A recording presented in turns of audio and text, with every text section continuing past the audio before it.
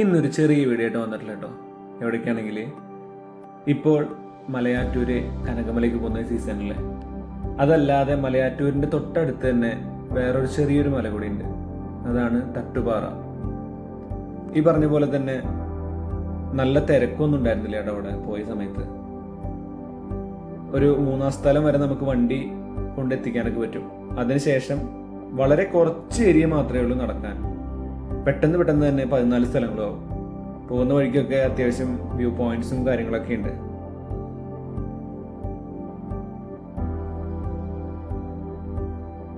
ഒരു 10-15 മിനിറ്റോടെ തന്നെ ഞങ്ങൾ കയറി ടോപ്പിലെത്താനായിട്ടോ.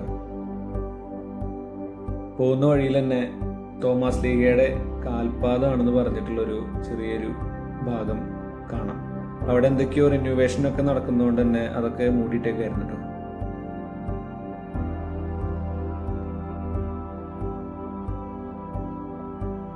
ഞാൻ പോയത് നട്ടുച്ചയ്ക്ക് ആയതുകൊണ്ട് നല്ല ഗംഭീര ചൂടായിരുന്നു.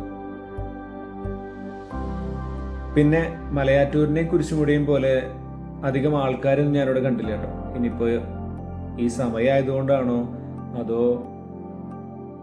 ഈ സ്ഥലം ആൾക്കാർക്ക് അധികം പരിചയമില്ലാത്തതുകൊണ്ടാണോ ഒന്നും അറിയില്ല. എന്തായാലും പഴയൊരു പള്ളി അവിടെ കാണാനുണ്ട്. ഒരുപാട് വർഷം പഴക്കമുണ്ട്. പള്ളിയുടെ നേരെ മുന്നിലായിട്ട് ഒരു കുരിശ് സ്ഥാപിക്കുന്ന ഒരു പരിപാടിയൊക്കെ നടന്നുകൊണ്ടിരിക്കുകയാണ്. പിന്നെ ഇതിന്റെ മുകളിലേക്ക് വരെ വണ്ടി വരും കേട്ടോ. അത് വേറെ വഴിയാണ് വണ്ടി വരുന്നത്. നടന്നു പോകുന്ന വഴി വേറെയാണ്.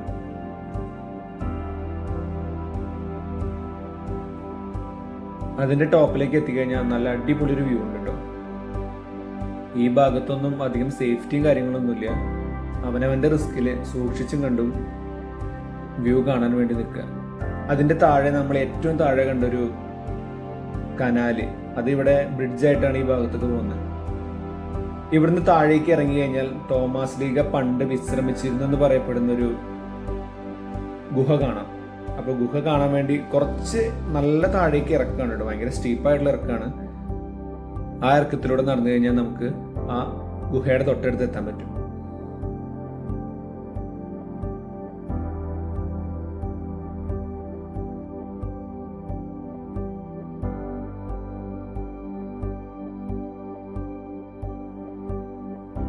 ഗുഹയുടെ അടുത്ത് തോമസ് ലീഹയുടെ ചെറിയൊരു ബിംബം വെച്ചിട്ടുണ്ട്.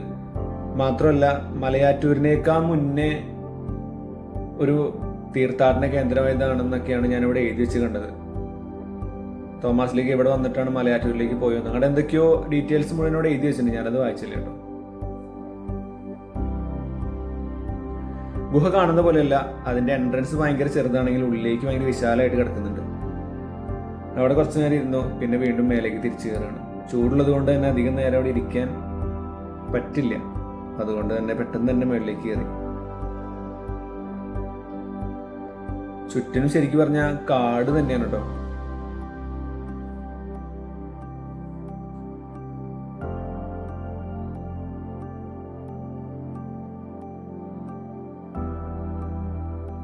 ഇവിടെ ഈസ്റ്റർ സമയത്താണ് ഇവിടുത്തെ പെരുന്നാളെന്നാണ് അവിടെ ഒരു ബോർഡിലൊക്കെ എഴുതി വെച്ച് കണ്ടത്. അപ്പോൾ ആ സമയത്തേക്കായിരിക്കും ഈ റിന്യൂവേഷനും കാര്യങ്ങളൊക്കെ തീർന്ന് ഇവിടെ ഫുള്ളൊന്നും ആക്റ്റീവ് ആവുമെന്നാണ് എനിക്ക് തോന്നിയത്. കുറച്ച് നേരം അവിടെ നിന്നു. ഞങ്ങൾ മെല്ലെ താഴേക്ക് ഇറങ്ങി തുടങ്ങി.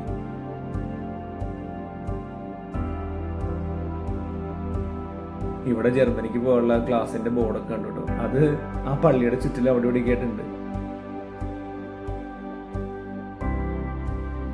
കയറുന്നേക്കാൾ വളരെ പെട്ടെന്ന് തന്നെ താഴേക്ക് ഇറങ്ങാൻ പറ്റും. ഒരു 2-3-5 മിനിറ്റിനകം താഴേക്ക് ഇറങ്ങാം. അത്രയും സിമ്പിളായിട്ട് ഇറങ്ങാൻ പറ്റുന്ന ഒരു മല തന്നെയാണത്.